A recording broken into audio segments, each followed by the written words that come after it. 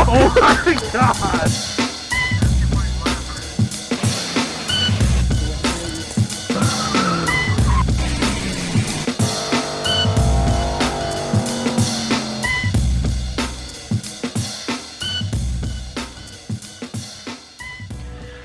This is one of those really like lazy feeling days where I just don't want to do much, but I got a lot to do. There's a car that's supposed to show up today that I got to replace the subframe and lower control arm. It's so crappy and kind of chilly out. But I'm going to do some regular maintenance on this thing. I'm going to go through, check all the valves again, make sure they're good. I'm going to recheck the compression on all the cylinders. I did buy a new compression tester the other day because everybody was giving me shit about the old one. I actually bought this for something else, but I figured since I got it already.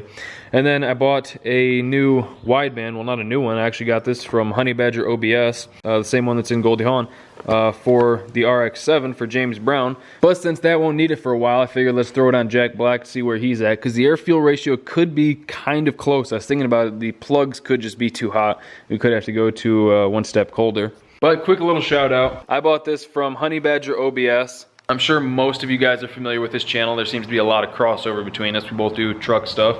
And with this, he threw in a t-shirt, which was really nice. I'll be honest, I thought he wrapped it up in some old underwear at first, but turned out to be a t-shirt, so that was cool. And then included with the purchase of one used wideband was one free ticket to Gapplebee's, which was really generous of him because the price of admission to Gapplebee's is way too expensive for me. So for him to include that for free, I very much appreciate that, man. He's out here picking on us slow folk. But that's all right. I was talking to him the other day and he said he'd give me one in the hit, and I was like, nah, I'm not afraid to get gapped. I know it'll happen. But I'm going to go through this real quick and try to get this thing sorted so that I can get my head out of my ass with it, because I don't know. All right, everything's back together. Got the valve set at a 1/4 turn of preload. We did have them at a 1/2 turn, but I don't know, I just didn't seem super happy with it, so I put them all at a 1/4 turn. If they want more, it'll be easy enough to put more preload in them. And then I got the air fuel gauge hooked up, just real temporary sort of thing. I just stole power and ground from these gauges. Then turn the key on.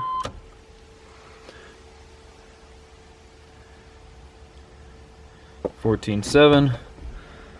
Let's see if it'll fire up.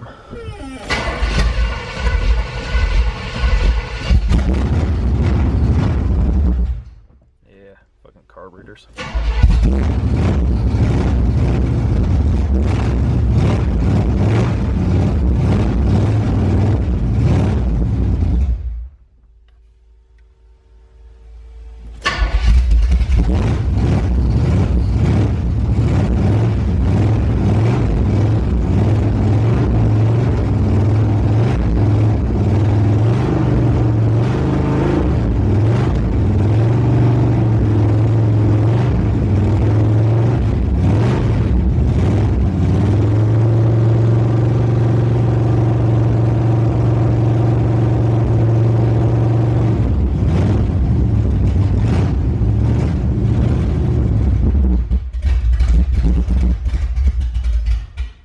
Huh. What the fuck is that? Oh, some asshole on a bike. Alright. Okay, so obviously I got my truck up and I stole, since they're both running the same gauges right now, I stole the Bosch sensor out of that one, threw it in there, and that fixed it. We're good to go. So I think this one probably just got beat up in shipping or something like that, because those FedEx guys are, well, actually I think this one might have been in the mail, but those guys are not gentle on things, so I'm pretty sure that's what happened. But yeah, I did just have this thing fired up, and I could probably drop it down for now. We'll see. I know, because I know Goldie's tune is pretty close, so I can probably just throw that one in it just for the sake of plugging up the exhaust. But anyway, just to show you guys that this thing is working now.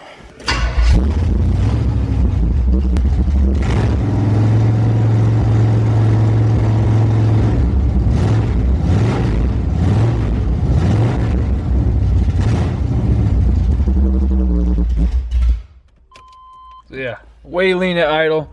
It's probably lean pretty much everywhere else too, but I can drop it down, take it for a spin, see where we're at, and then we'll know which way we need to go. Alright, back down on the ground. Let's take it for a quick little cruise down the road just to see how terrible the air fuel mixture is.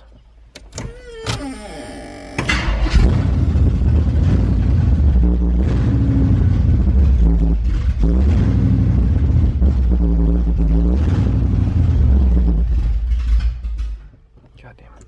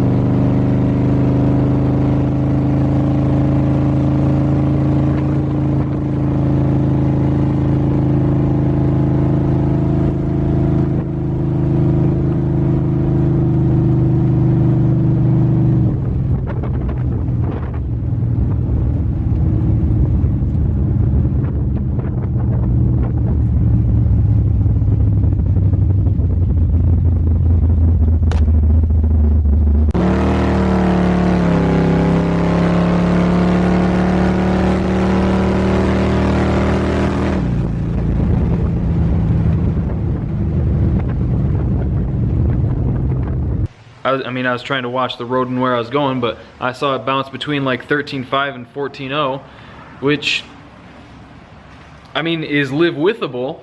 I mean, NA, that'll last a while. I'd like to see it closer to like 13.1, 13.2, maybe.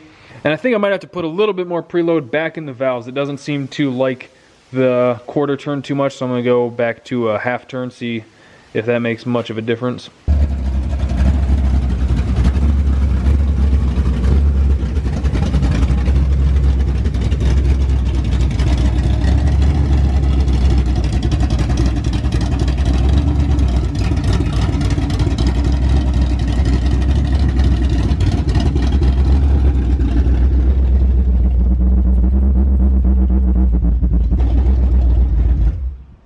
So I got it idling, sounded pretty good. And I found an issue that has been plaguing us for a while. Eventually we'll get it figured out. The back two plug wires on the passenger side, just no matter how we've routed them so far, they keep getting torched.